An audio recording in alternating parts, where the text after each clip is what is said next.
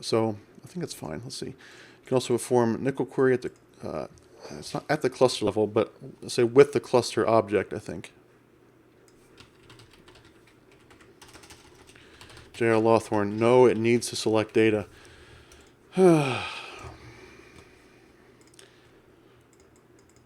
problem with that is that we have to talk about indexes. We have to make sure the data is in there, that we want to select it out.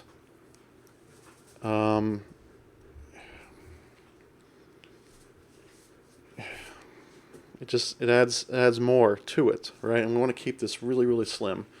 There's plenty of other places where we go through that. There's other, actually I can maybe show you some of these here. There's other places where we go through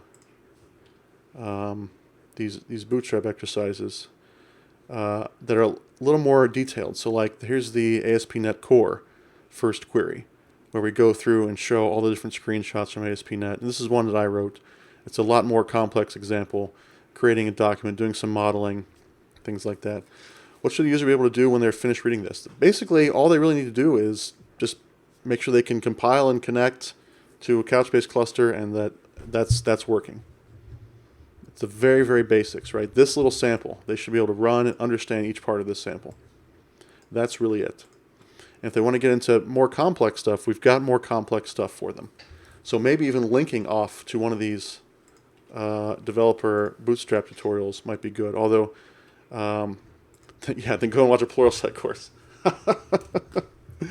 Yeah, plop down some Pluralsight money. No, so these bootstraps right now are just kind of in a holding pattern as well. We want to eventually, at the end of this, we probably want to have them say, if you want to do some more advanced stuff, go over to these bootstraps, these quick starts that walk you through the whole thing. But they're more specific. This one is ASP.NET, right? So there's dependency injection, configuration, and controllers, and all those sorts of things in here.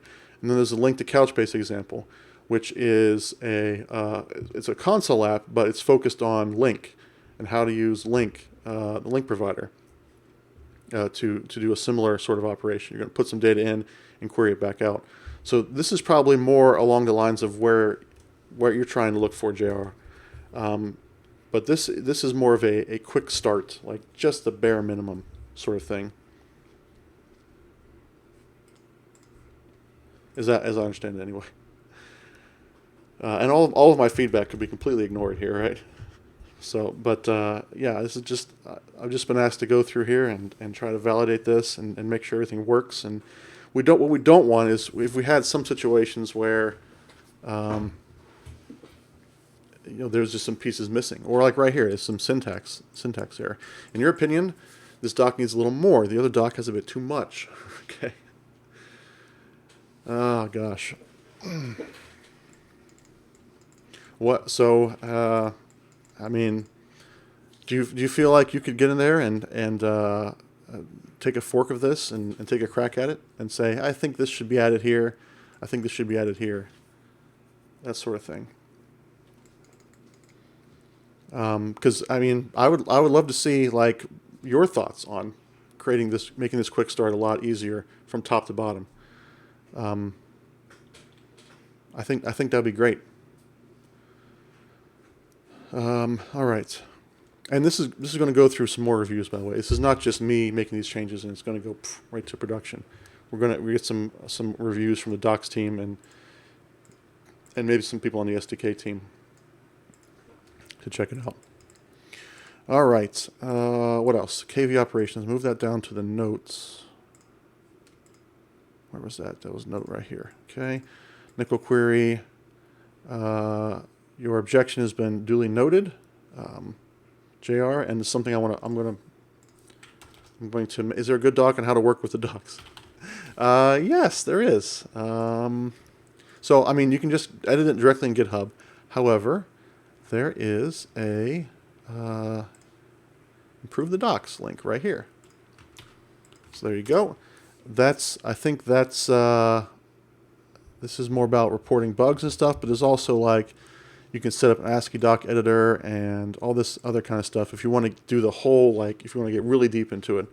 I've just forked it, and I'm just using Visual Studio Code.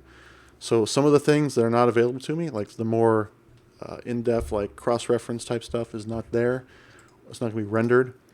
But I don't necessarily want to go through every single one of these setup steps here to start getting involved. So it can be as easy as just going to GitHub and making changes in the text, or opening a ticket and say, I think they should have this, this, and this. And that would be tremendously welcome feedback, honestly. What was that?